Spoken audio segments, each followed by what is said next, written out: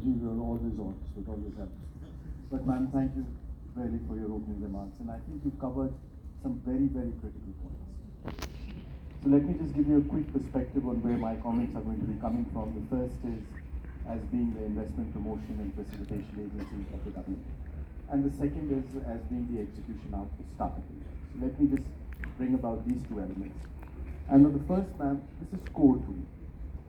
This is core to my job, and this is core to every member of our team for our success.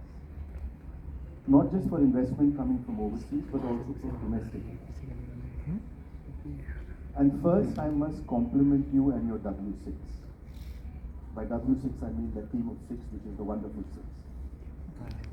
And the reason is that, a big compliment to you. I was a part of this team in 2015-16, and I saw the activity which it has done.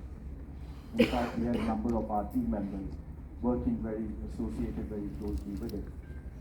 And at that point of time, there were a lot of questions, especially when I had global investors, on this subject. That has gone down dramatically. So the first is the policy prescription which you came up with has been extremely well received globally. It's actually amongst the best in class, one looks at. There's a second piece to it, which is the execution piece and the enforcement piece. And I think that is where we are focusing on. By the way, I must also say that scaling is the absolute critical element. Let me put it in perspective for you on the scaling, and I do have a view that I think we may have to go beyond just looking at number of bodies chasing it. And if I were it, I would not even look at it as a profit-making enterprise, because I think the spillover impact of this is far huge than the profit and the self-sustainability you create. It is absolutely beyond that. But just to put it in perspective, you know, Startup India was launched in January 2016. At that point of time, we just had 454 registered startups. Today, we have 75,000. Think about it. No, that's a big one, I agree with you. But more importantly, each one is looking for one of these things. In fact, one of the largest number of support requests which we get is from the startup team on getting IFA and registration of patents. It's one of the largest which we have, and I think the team has done a tremendous job on it with a lot of government support in providing them financial aid and getting them people to support them in the technical side of it. But just think about it. This startup movement has only just begun. Today we are adding over 82 startups a day. This number is going to increase to at least 150 in the next 36 months. By the way, you are the #1 country in the world with new startups adding every day. And I'm just looking at the startup side. I'm not even going to the other side. Think of the numbers you require, and it cannot just be driven by bodies chasing. It has to be done in a completely different manner, and you have to rethink on the way and redesign it if you have to look at it going forward. Number 2, you know, you are the #1 R&D destination in the world. Now let me give you a number of that. In the past 60 months, over 1,200 global multinationals have opened R&D centers in India. Oh, great. That's only one side of the equation. The other side of the equation is, one, that there is a trust that there is something happening in this area. And there is a sense of relief, and there is optimism in what you've already done.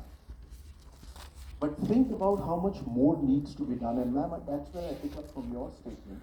We've come a long way. We have a long way to go. The next part of this journey will have to be rethought in a completely different manner. And Sanjeev, again, I go back to the point, it's not just about adding headcount. Because of those 75,000, ma'am, I'll just take a minute on that with your permission. Of those 75,000 startups which I have, close to 50% of them are from a tier 3, tier 4 city. Yeah, from villages also. The fastest growth coming in my startup system is from those small cities and rural foundations of India. It is impossible to have a physical body reach into my 640,000 villages and 775 plus districts. You spoke about digitization. That's no longer a choice, it's an imperative. The third part is what we have to now step back and see. How this entire industry which is requiring IP is changing. R&D per se is changed. Now you have public platforms where it is happening. The efficacy of that IP is no longer 20 years. It's no longer relevant after 5 years later. Then I should not talk about it.